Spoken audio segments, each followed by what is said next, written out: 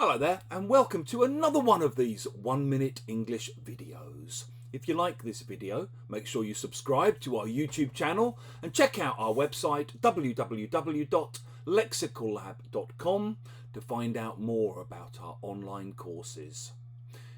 In one of my classes this week, we ended up talking about getting fined.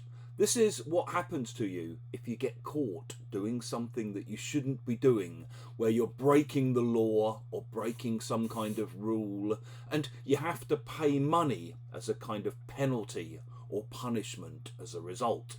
So, maybe if you get caught speeding, you might get fined. You might have to pay a £50 or £100 fine.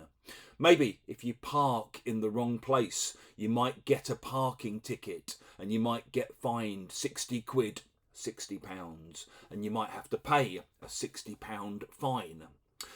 I admitted in the class that when I was about 16 or 17, I once got caught on a train to London without a ticket because I was trying to travel for free.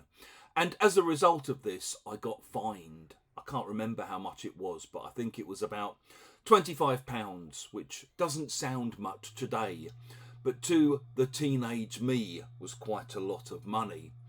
And it wasn't my proudest moment, but looking back on it, I guess I shouldn't have been trying to jump the train. If you jump the train, you basically manage to travel on the train without paying, without buying a ticket.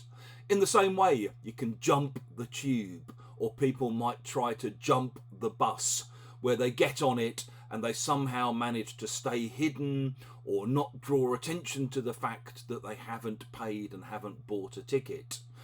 If you do get caught, if you're lucky, you might just get kicked off. If you're unlucky, you might get fined. The people who do this, the people who jump public transport, are known as fare dodgers.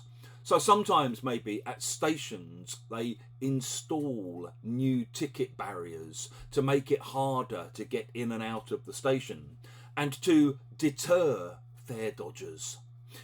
If you've enjoyed this video, please do click the like button. Please share it on social media with your friends, your students, your colleagues, and in the comment section below. We'd love to see any examples you might have of jumping the train or the bus or the tube